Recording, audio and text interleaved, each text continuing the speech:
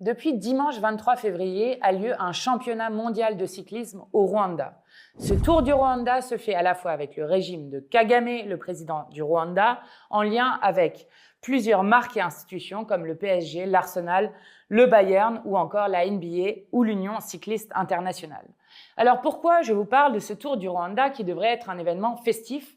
Parce que Kagame l'utilise pour laver l'image de son régime et de ses exactions en République démocratique du Congo.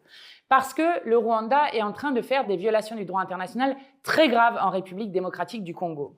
Le M23, qui est une milice directement soutenue par le Rwanda, continue d'avancer dans l'est de la République démocratique du Congo. Ils ont déjà pris la ville de Goma, 800 000 habitants, la ville de Bukavu avec 1,2 million d'habitants et ils continuent d'avancer au nord et au sud Kivu, menaçant directement 3 millions d'habitants dans les villes limitrophes. Avec, depuis vendredi, le Conseil de sécurité de l'ONU qui a condamné le Rwanda en lui demandant le retrait immédiat et sans condition de ses troupes en République démocratique du Congo. En République démocratique du Congo, il y a un conflit qui dure depuis des décennies, depuis les années 90, avec 6 millions de morts en République démocratique du Congo et en 2023, le record mondial de déplacés internes avec 7 millions de personnes déplacées à l'intérieur même du pays. Les rapports qui ont été faits notamment par l'ONU parlent de crimes de guerre, de crimes contre l'humanité, de viols et de violences sexuelles de masse, de torture et même de disparitions forcées.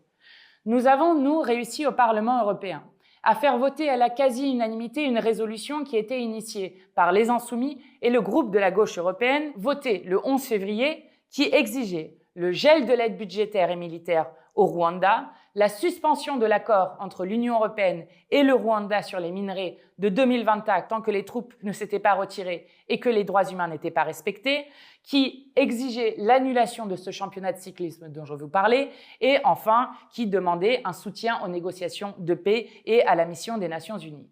En octobre dernier, c'est Jean-Luc Mélenchon, Nadège Amomangoli, Arnaud Le Gall et Carlos Martins Bilongo qui s'étaient rendus dans le pays afin d'alerter sur la situation. Il faut maintenant des actes. Nous exigeons que la France déclare un embargo sur les exportations de minerais. Nous exigeons un soutien à l'armée régulière congolaise et une saisine de l'Organisation internationale de la francophonie qui est aujourd'hui dirigée par une ancienne ministre de Kagame. Il ne faut pas laisser Kagame, avec ce championnat mondial de cyclisme, laver ainsi son régime des exactions qui sont toujours commises en violation totale du droit international. Partagez cette vidéo pour continuer à porter de la voix de la paix et du droit international.